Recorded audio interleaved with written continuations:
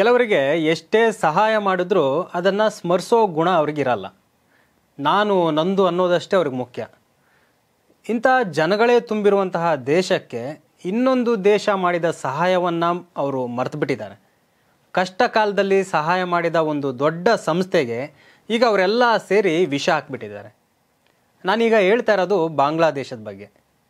ಬಾಂಗ್ಲಾಕ್ಕೆ ಸಹಾಯ ಮಾಡಿದ ಭಾರತದ ಬಗ್ಗೆ, ಹಾಗೆ ಕಷ್ಟ ಕಾಲದಲ್ಲಿ ಜಾತಿ ಧರ್ಮ ನೋಡದೆ ಅನ್ನ ಹಾಕಿದಂತಹ ಇಸ್ಕಾನ್ ಸಂಸ್ಥೆ ಬಗ್ಗೆ. ಬಾಂಗ್ಲಾದೇಶದಲ್ಲಿ ಪ್ರವಾಹದ ಟೈಮ್ನಲ್ಲಿ ಹಿಂದೂ ಮುಸ್ಲಿಂ ಅಂತ ನೋಡದೆ ಎಲ್ರಿಗೂ ಅನ್ನ ನೀರು ಹಾಕಿದ್ದು ಇದೇ ಇಸ್ಕಾನ್ ಸಂಸ್ಥೆ. ಈಗ ಬಾಂಗ್ಲಾದೇಶದಲ್ಲಿ ಬ್ಯಾನ್ ಆಗುವಂಥಕ್ಕೆ ಇಸ್ಕಾನ್ ಬಂದಿದೆ. ಹೀಗೆ ಯಾಕಾಯಿತು? ಬಾಂಗ್ಲಾದೇಶ ಭಾರತಕ್ಕೂ ದ್ರೋಹ ಬಗ್ದಿದ್ಯಾಕೆ? ಇವೆಲ್ಲವನ್ನ ಹೇಳ್ತೀನಿ ಈ ವಿಡಿಯೋದಲ್ಲಿ, ಸ್ಕಿಪ್ ಮಾಡದೆ ಪೂರ್ತಿ ನೋಡಿ. ಬಾಂಗ್ಲಾದೇಶದಲ್ಲಿ ಕಳೆದ 15 ವರ್ಷದಿಂದ ಎಲ್ಲನೂ ಸರಿಯಾಗೇ ಇತ್ತು. ಆದರೆ ಇದೇ ವರ್ಷದ ಆಗಸ್ಟ್ 5ರವರೆಗೂ ಬಾಂಗ್ಲಾದೇಶ ಅನ್ನೋದು ಸರಿಯಾದ ದಾರಿಯಲ್ಲೇ ನಡೀತಾ ಇತ್ತು. ಆದರೆ ಆ ದೇಶದ ಒಬ್ಬ ಮಹಾನ್ ನಾಯಕಿ ಯಾವಾಗ ಗಡೀಪಾರಾದರೂ ಅಲ್ಲಿಂದ ಬಾಂಗ್ಲಾ ಅವನತಿ ಅನ್ನೋದು ಕೂಡ ಫಿಕ್ಸ್ ಆಗೋಯ್ತು. ಈಗ ಆ ದೇಶದಲ್ಲಿ ಬಿತ್ತನೆ ಆಗ್ತಾ ಇರೋದು ಧರ್ಮೀಯ ವಿಷಬೀಜ. ಶೇಖ್ ಹಸೀನಾ ಅವರು ಬಾಂಗ್ಲಾದೇಶದ ಸಂಸ್ಥಾಪಕ ಶೇಖ್ ಮುಜಿಬುರ್ ರೆಹಮಾನ್ ಅವರ ಮಗಳು. ಪಶ್ಚಿಮ ಪಾಕಿಸ್ತಾನದಿಂದ ಮುಕ್ತಿ ಕೊಡಿಸಿದಂತಹ ಶೇಖ್ ಮುಜಿಬುರ್ ರೆಹಮಾನ್ ಅವರನ್ನೇ ಆ ದೇಶದ ಕೆಲ ಜನ ಸೇರಿ ಕೊಂದಾಕಿದ್ರು. ಅವರ ಕುಟುಂಬವನ್ನು ಕೂಡ ನಾಶ ಮಾಡಿಬಿಟ್ರು. ಹಂಗೋ ಹಿಂಗೋ ಜೀವ ಉಳಿಸ್ಕೊಂಡಂತಹ ಶೇಖ್ ಹಸೀನಾ ಅವರು ಅವಾಮಿ ಲೀಗ್ ಅನ್ನೋವಂಥ ಒಂದು ಪಕ್ಷವನ್ನು ಕಟ್ಟಿ ಬೆಳೆಸಿದ್ರು. ಈಗ 15 ವರ್ಷದಿಂದ ಬಾಂಗ್ಲಾದೇಶದ ಅಲ್ಲಿ ಒಂದು ಒಳ್ಳೆಯ ಹಾದಿಯನ್ನು ಬಾಂಗ್ಲಾದೇಶಕ್ಕೆ ತಂದುಕೊಟ್ಟಿದ್ರು. ಈ ಬಾಂಗ್ಲಾದೇಶಕ್ಕೆ ಸ್ವಾತಂತ್ರ್ಯ ಕೊಡಿಸೋಕೆ ನೆರವಾಗಿದ್ದು ಇದೇ ಭಾರತ. ಈ ಕಾರಣಕ್ಕೆ ಶೇಖ್ ಹಸೀನಾ ಅವರು ಭಾರತದ ಜೊತೆಗೂ ಕೂಡ ಒಂದು ಒಳ್ಳೆಯ ಸಂಬಂಧ ಇಟ್ಕೊಂಡಿದ್ರು. ಭಾರತ ಮೂಲದ ಇಸ್ಕಾನ್ ಸಂಸ್ಥೆ ಬಾಂಗ್ಲಾದಲ್ಲೂ ಕೂಡ ಇಲ್ಲಿ ಕಚೇರಿಯನ್ನು ಹೊಂದಿದೆ. ಅಲ್ಲೂ ಕೂಡ ಅವರು ಸಾಮಾಜಿಕ ಧಾರ್ಮಿಕ ಕಾರ್ಯಕ್ರಮಗಳಲ್ಲಿ ಅವರು ತೊಡಗಿರ್ತಾರೆ. ಶೇಖ್ ಹಸೀನಾ ಅವರೇ ಇದಕ್ಕೆ ಅವಕಾಶ ಮಾಡಿಕೊಟ್ಟಿದ್ರು. ಈವರೆಗೂ ಬಾಂಗ್ಲಾ ಕೂಡ ಭಾರತದಂತೆಯೇ ಇಲ್ಲಿ ಜಾತ್ಯತೀತ ರಾಷ್ಟ್ರ ಆಗಿತ್ತು. ಆದರೆ ಇದೇ ಆಗಸ್ಟ್ನಲ್ಲಿ ಯಾವಾಗ ರಾಜಕೀಯ ಕ್ಷಿಪ್ರ ಕ್ರಾಂತಿ ಶುರುವಾಯಿತೋ ಶೇಖ್ ಹಸೀನಾರನ್ನು ಗಡೀಪಾರು ಮಾಡಲಾಯಿತು. ಅವರೀಗ ಜೀವ ಉಳಿಸ್ಕೊಳ್ಳೋಕ್ಕೆ ಮತ್ತೆ ಇದೇ ಭಾರತಕ್ಕೆ ಬಂದಿದ್ದಾರೆ. ಈಗ ಹಸೀನಾ ಕುಟುಂಬ ಕಟ್ಟಿ ಬೆಳೆಸಿದ ಬಾಂಗ್ಲಾದಲ್ಲಿ ಕೋಮುವಾದದ ಬೆಂಕಿ ಹಬ್ತಾ ಇದೆ. ಬಾಂಗ್ಲಾದಲ್ಲಿ ಅಧಿಕಾರ ವಹಿಸಿಕೊಂಡಿರುವಂತಹ ಮೊಹಮ್ಮದ್ ಯೂನಸ್ ಪಾಕಿಸ್ತಾನದ ಕೈಗೊಂಬೆ ಅಂತ ಇವರು ಆಡ್ತಾ ಇದ್ದಾರೆ. ಬಾಂಗ್ಲಾದೇಶ ಜಾತ್ಯತೀತತೆ ಅನ್ನೋ ಪದವನ್ನು ತೆಗಿಬೇಕು, ಇಸ್ಲಾಮಿಕ್ ದೇಶ ಅಂತ ಘೋಷಣೆ ಮಾಡಬೇಕು ಅಂತ ಅವರೀಗ ಸುಪ್ರೀಂ ಕೋರ್ಟ್ ಮೊರೆ ಹೋಗಿದ್ದಾರೆ. ಇನ್ನು ಕೆಲವೇ ದಿನಗಳಲ್ಲಿ ಬಾಂಗ್ಲಾದೇಶ ಮುಂದೆ ಇಸ್ಲಾಮಿಕ್ ಅನ್ನೋಂಥ ಒಂದು ಬೋರ್ಡ್ ಬೀಳುತ್ತಲ್ಲಿ. ಬಾಂಗ್ಲಾದೇಶ ಜಾತ್ಯತೀತ ದೇಶವನ್ನಾಗಿಸಬೇಕು ಅಂತ ಕನಸು ಕಂಡಿದ್ದವರು ಇಲ್ಲಿ ಶೇಖ್ ಹಸೀನಾ ಅವರು. ಆದರೆ ಈಗ ಬಾಂಗ್ಲಾ ಮುನ್ನಡೆಸುತ್ತಿರುವಂತಹ ಮೊಹಮ್ಮದ್ ಯೂನಸ್ ಜಾತ್ಯತೀತತೆ ಅನ್ನೋ ಪದಕ್ಕೆ ಕತ್ತರಿ ಹಾಕಿಬಿಟ್ಟಿದ್ದಾರೆ. ಇಸ್ಲಾಮಿಕ್ ರಾಷ್ಟ್ರ ಅಷ್ಟೇ ಆಗಿದ್ದರೆ ಇಲ್ಲಿ ಸಮಸ್ಯೆ ಏನು ಇರ್ತಿರಲಿಲ್ಲ. ಆದರೆ ಅಲ್ಲಿ ಬೇರೆ ಧರ್ಮೀಯರಿಗೂ ಈಗ ಅಲ್ಲಿ ಬದುಕೋಕ್ಕೆ ಆಗದಂತೆ ಮಾಡ್ತಾ ಇದ್ದಾರೆ. ಬಾಂಗ್ಲಾದೇಶದಲ್ಲಿ ಈಗ ಹಿಂದೂಗಳಿಗೆ ರಕ್ಷಣೆ ಇಲ್ಲ. ಅಲ್ಲಿ ಇಸ್ಕಾನ್ ಸಂಸ್ಥೆಯನ್ನೇ ಉಗ್ರ ಸಂಘಟನೆ ಅನ್ನುವಂತಹ ಒಂದು ಹಣೆಪಟ್ಟಿ ಅಂಟಿಸ್ಕೊಂಡಿದೆ. ಇದೇ ಇಸ್ಕಾನ್ 2022ರಲ್ಲಿ ಅಲ್ಲಿ ಒಂದು ಪ್ರವಾಹ ಬಂದಿತ್ತು ಬಾಂಗ್ಲಾದೇಶದಲ್ಲಿ. ಆ ಟೈಮಲ್ಲಿ ದೋಣಿಗಳಲ್ಲಿ ಹೋಗಿ ಧರ್ಮ ಯಾವುದು ಅಂತ ಕೇಳದೇನೂ ಕೂಡ ಎಲ್ರಿಗೂ ಊಟ ಹಾಕೋಂಥ ಕೆಲಸ ಮಾಡಿದರು, ಎಲ್ರಿಗೂ ಸಹಾಯ ಮಾಡಿದರು. ಈಗ ಕಷ್ಟ ಕಾಲದಲ್ಲಿ ಹೊಟ್ಟೆ ತುಂಬಿಸಿದಂಥ ಇದೇ ಇಸ್ಕಾನ್ ಸಂಸ್ಥೆಯನ್ನು ಬಾಂಗ್ಲಾದೇಶ ಬ್ಯಾನ್ ಮಾಡೋಕೆ ಹೊರಟಿದೆ. International society for Krishna consciousness, ಈ ಇಸ್ಕಾನ್ ಭಾರತದಲ್ಲೂ ಕೂಡ ಇದೆ. ಭಾರತ ದೇಶದಲ್ಲಿ ನಿತ್ಯ 20,000 ಶಾಲೆಯ 20 ಲಕ್ಷಕ್ಕೂ ಹೆಚ್ಚು ಮಕ್ಕಳಿಗೆ ಅದು ಮಧ್ಯಾಹ್ನದ ಬಿಸಿಯೂಟ ಕೊಡ್ತಾ ಇದೆ. ಅಕ್ಷಯ ಫೌಂಡೇಶನ್ ಹೆಸರಲ್ಲಿ ಮಕ್ಕಳಿಗೆ ಹೊಟ್ಟೆ ತುಂಬಿಸ್ತಾ ಇದೆ. ಇದೇ ರೀತಿ ಇಸ್ಕಾನ್ ಬಾಂಗ್ಲಾದೇಶದಲ್ಲೂ ಒಂದು ಬ್ರಾಂಚ್ ಇದೆ. ಅಲ್ಲಿನ ಜನರಿಗೆ ನೆರವಾಗುವಂತಹ ಕೆಲಸವನ್ನು ಅದು ಮಾಡ್ತಾ ಇತ್ತು. ಇಷ್ಟೆಲ್ಲ ಸೇವೆ ಮಾಡಿದಂತಹ ಇಸ್ಕಾನ್ ಈಗ ಅಲ್ಲಿ ಬ್ಯಾನ್ ಆಗ್ತಾ ಇದೆ. ಬಾಂಗ್ಲಾದೇಶದಲ್ಲಿ ಆಗಸ್ಟ್ನಲ್ಲಿ ಏನೋ ಸರ್ಕಾರ ಬದಲಾಯಿತು, ಎಲ್ಲ ಧರ್ಮಗಳನ್ನು ನಾವು ಸಮಾನವಾಗಿ ನೋಡ್ಕೋತೀವಿ ಅಂತ ಮೊಹಮ್ಮದ್ ಯೂನಸ್ ಸುಪ್ರೀಂ ಕೋರ್ಟ್ಗೂ ಹೇಳ್ಬಿಟ್ಟಿದ್ರು. ಆದರೆ ಅಲ್ಲಾಗಿದ್ದೇ ಬೇರೆ. ಹಿಂದೂಗಳ ಮೇಲೆ ದೌರ್ಜನ್ಯ ಆಗಿ ಹಿಂಸಾಚಾರ ನಿಲ್ತಾನೇ ಇಲ್ಲ. ಇದರ ಜೊತೆಗೆ ಇಸ್ಕಾನ್ ಸಂತ ಚಿನ್ಮಯ್ ದಾಸ್ ಅವರನ್ನು ಕೂಡ ಬಾಂಗ್ಲಾ ಸರ್ಕಾರ ಅರೆಸ್ಟ್ ಮಾಡಿದೆ. ದೇಶದ್ರೋಹದ ಹೆಸರಲ್ಲಿ ಅವರನ್ನು ಅರೆಸ್ಟ್ ಮಾಡಿದೆ. ಹಾಗಾದರೆ ಇಲ್ಲಿ ಇಸ್ಕಾನ್ ಸದಸ್ಯ ಚಿನ್ಮಯ್ ದಾಸ್ ಅವರ ವಿರುದ್ಧ ಯಾಕೆ ದೇಶದ್ರೋಹದ ಕೇಸ್ ದಾಖಲಾಯಿತು, ಅದು ಎಷ್ಟರ ಮಟ್ಟಿಗೆ ಸರಿ ಅಂತ ನಾನು ನಿಮಗೆ ಹೇಳ್ತೀನಿ.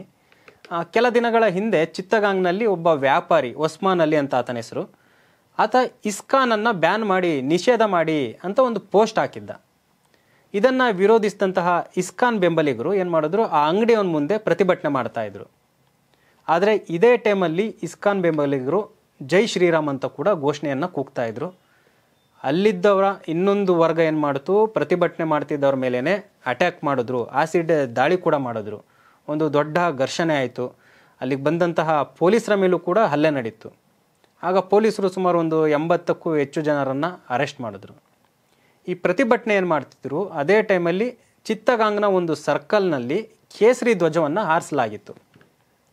ಆದರೆ ಇಲ್ಲಿ ಮುಖ್ಯವಾಗಿ ಬಾಂಗ್ಲಾದೇಶದ ರಾಷ್ಟ್ರಧ್ವಜ ಏನಿದೆ ಅದಕ್ಕಿಂತ ಎತ್ತರದ ಜಾಗದಲ್ಲಿ ಕೇಸರಿ ಧ್ವಜವನ್ನು ಹಾರಿಸಲಾಗಿತ್ತಂತ. ಇದೇ ಕಾರಣಕ್ಕೆ ಪ್ರತಿಭಟನೆಯ ಹೊಣೆ ಯಾರು ಹೊತ್ತಿದ್ರು, ಚಿನ್ಮಯ್ ದಾಸ್ ಅಂತ, ಅವ್ರ ವಿರುದ್ಧ ದೇಶದ್ರೋಹದ ಪ್ರಕರಣ ಅಲ್ಲಿ ದಾಖಲಿಸಲಾಯಿತು. ಆ ಬಾಂಗ್ಲಾದೇಶದ ಧ್ವಜ ಏನಿದೆ ಅದಕ್ಕಿಂತ ಎತ್ತರದ ಜಾಗದಲ್ಲಿ ಕೇಸರಿ ಧ್ವಜ ಹಾರಿಸಿದ್ದೀರಿ, ಇದು ನಮ್ಮ ರಾಷ್ಟ್ರಧ್ವಜವನ್ನು ಅಪಮಾನಿಸಿದೆ, ಇದೇ ಕಾರಣಕ್ಕಾಗಿ ನಿಮ್ಮ ಮೇಲೆ ಕೇಸ್ ಹಾಕ್ತಿದ್ದೀವಿ, ರಾಷ್ಟ್ರದ್ರೋಹದ ಕೇಸ್ ಹಾಕ್ತಿದ್ದೀವಿ ಅಂತೇಳಿ ಏನು ಮಾಡಿದ್ರು, ಅವರನ್ನು ಅರೆಸ್ಟ್ ಮಾಡ್ತು. ಇದರ ಜೊತೆಗೆ ಜೈ ಶ್ರೀರಾಮ್ ಅನ್ನೋ ಪದವನ್ನು ಕೂಡ ಬ್ಯಾನ್ ಮಾಡಬೇಕು ಅಂತ ಬಾಂಗ್ಲಾ ಸರ್ಕಾರಕ್ಕೆ ಈಗಾಗಲೇ ಕೆಲವರು ಮನವಿ ಕೂಡ ಮಾಡಿದ್ದಾರೆ. ಇಸ್ಕಾನನ್ನು ಕೂಡ ಬ್ಯಾನ್ ಮಾಡಿ ಅಂತ ಹೇಳ್ತಾ ಇದ್ದಾರೆ. ಇಲ್ಲಿ ಚಿನ್ಮಯ್ ದಾಸ್ ಅವರನ್ನು ಬಿಡುಗಡೆ ಮಾಡಬೇಕು ಅಂತ ಇನ್ನೊಂದಿಷ್ಟು ಹಿಂದೂಗಳು ಪ್ರತಿಭಟನೆ ನಡೆಸಿದರೆ ಅವರನ್ನು ಕೂಡ ಅರೆಸ್ಟ್ ಮಾಡ್ತಿದೆ ಇಲ್ಲಿ ಬಾಂಗ್ಲಾ ಸರ್ಕಾರ. ಚಿನ್ಮಯ್ ದಾಸ್ ಅವರ ಬಂಧನ ಖಂಡಿಸಿ ಚಟ್ಟೋಗ್ರಾಮ್ ಅನ್ನೋಂಥ ಒಂದು ನಗರದಲ್ಲಿ ಸಾವಿರಾರು ಇಸ್ಕಾನ್ ಕಾರ್ಯಕರ್ತರು ಹಾಗೆ ಹಿಂದೂ ಕಾರ್ಯಕರ್ತರು ಅಲ್ಲಿ ಪ್ರತಿಭಟನೆ ನಡೆಸ್ತಾ ಇದ್ರು. ಇದೇ ಟೈಮಲ್ಲಿ ಘರ್ಷಣೆ ಕೂಡ ಆಯಿತು, ಮತ್ತು ಒಬ್ಬ ವಕೀಲನ ಹತ್ಯೆ ಕೂಡ ಆಯಿತು. ಇದನ್ನೇ ಮುಂದಿಟ್ಟುಕೊಂಡು ಈಗ ಬಾಂಗ್ಲಾ ಪೊಲೀಸರು ವಕೀಲನ ಹತ್ಯೆ ಏನಾಯಿತು ಅದನ್ನು ಇಸ್ಕಾನ್ ತಲೆಗೆ ಕಟ್ತಾ ಇದೆ. ಸುಮಾರು 30ಕ್ಕೂ ಹೆಚ್ಚು ಪ್ರತಿಭಟನಾಕಾರರನ್ನು ಕೂಡ ಈಗಾಗಲೇ ಅರೆಸ್ಟ್ ಮಾಡಿದ್ದಾರೆ. ಬರೀ ಹಿಂದೂಗಳಷ್ಟೇ ಅಲ್ಲ, ಶೇಖ್ ಹಸೀನಾ ಅವರ ಅವಾಮಿ ಲೀಗ್ನ ಕಾರ್ಯಕರ್ತರನ್ನು ಕೂಡ ಯೂನಸ್ ಸರ್ಕಾರ ಬಂಧಿಸುವಂತಹ ಕೆಲಸ ಮಾಡ್ತಾ ಇದೆ, ಪ್ರತಿಭಟನೆಯನ್ನು ಹತ್ತಿಕ್ಕೋ ಕೆಲಸ ಮಾಡ್ತಾ ಇದೆ. ಇದರ ಜೊತೆಗೆ ಇಸ್ಕಾನ್ ಸಂಸ್ಥೆಯನ್ನು ನಿಷೇಧಿಸೋಕ್ಕೆ ಬಾಂಗ್ಲಾ ಸರ್ಕಾರ ಚಿಂತನೆ ಮಾಡಿದೆ. ಇಸ್ಕಾನ್ ಸಂಸ್ಥೆ ಒಂದು ಧಾರ್ಮಿಕ ಮೂಲಭೂತವಾದಿ ಸಂಘಟನೆಯಾಗಿದೆ, ಇದರಿಂದ ಬಾಂಗ್ಲಾದೇಶಕ್ಕೆ ಅಪಾಯಕಾರಿಯಾಗಿದೆ, ಇದನ್ನು ನಿಷೇಧ ಮಾಡಿ ಅಂತ ಢಾಕಾ ಹೈಕೋರ್ಟ್ಗೆ ಅರ್ಜಿ ಕೂಡ ಸಲ್ಲಿಕೆಯಾಗಿದೆ. ಸಂಕಷ್ಟದ ಕಾಲದಲ್ಲಿ ಇವರು ಸಹಾಯ ಪಡೆಯುವಾಗ ಇದೇ ಇಸ್ಕಾನ್ ಅಲ್ಲಿ ಮೂಲಭೂತವಾದಿ ಆಗಿರಲಿಲ್ಲ. ಆದರೆ ಯೂನಸ್ ಸರ್ಕಾರ ಅಧಿಕಾರಕ್ಕೆ ಬಂದ ಮೇಲೆ ಇಸ್ಕಾನ್ ಅನ್ನೋದು ಆ ದೇಶಕ್ಕೆ ಅಪಾಯಕಾರಿ ಆಗೋಯ್ತಂತೆ. ಬಾಂಗ್ಲಾ ಸರ್ಕಾರದ ಈ ಒಂದು ನಿರ್ಧಾರ ಈಗ ವಿವಾದಕ್ಕೆ ಕಾರಣ ಆಗಿದೆ. ಚಿನ್ಮಯ್ ಕೃಷ್ಣದಾಸ್ ಬಿಡುಗಡೆ ಮಾಡಬೇಕು ಅಂತ, ಹಾಗೆ ಇಸ್ಕಾನ್ ಸಂಸ್ಥೆ ವಿರುದ್ಧ ಯಾವುದೇ ಕ್ರಮ ಕೈಗೊಳ್ಳಬಾರದು ಅಂತ ಬಾಂಗ್ಲಾದೇಶವನ್ನು ತಡಿಬೇಕು ಇದರಿಂದ ಅಂತ ಒತ್ತಾಯಿಸಿ ಈಗಾಗಲೇ ಸಾಕಷ್ಟು ಪ್ರತಿಭಟನೆಗಳು ನಡೀತಾ ಇದ್ದಾವೆ. ಕೋಲ್ಕತ್ತಾದಲ್ಲೂ ಕೂಡ ಇಸ್ಕಾನ್ ಸಂಸ್ಥೆ ಪ್ರತಿಭಟನೆ ನಡೆಸಿದೆ. ಚಿನ್ಮಯ್ ಬಿಡುಗಡೆಗಾಗಿ ವಿಶ್ವಸಂಸ್ಥೆ ಮಧ್ಯಪ್ರವೇಶ ಮಾಡಬೇಕು ಅಂತ ಕೂಡ ಕೋಲ್ಕತ್ತಾದಲ್ಲಿರುವಂಥ ಇಸ್ಕಾನ್ ಮನವಿ ಮಾಡಿದೆ. ಇನ್ನೊಂದು ಕಡೆ ಬಾಂಗ್ಲಾದೇಶದಲ್ಲಿ ಹಿಂದೂಗಳ ವಿರುದ್ಧ ಹೆಚ್ಚಾಗ್ತಿರುವಂತಹ ಹಿಂಸಾಚಾರವನ್ನು ಬಗೆಹರಿಸಿ ಅಂತ ಸುಮಾರು 68ಕ್ಕೂ ಹೆಚ್ಚು ಮಂದಿ ನಿವೃತ್ತ ನ್ಯಾಯಮೂರ್ತಿಗಳು ಹಾಗೆ ಅಧಿಕಾರಿಗಳು, ಹಾಲಿ ಸಂಸದರ ಗುಂಪು ಕೂಡ ಈಗಾಗಲೇ ಹೋಗಿ ಪ್ರಧಾನಿ ನರೇಂದ್ರ ಮೋದಿ ಅವರಿಗೆ ಮನವಿ ಮಾಡಿದ್ದಾರೆ.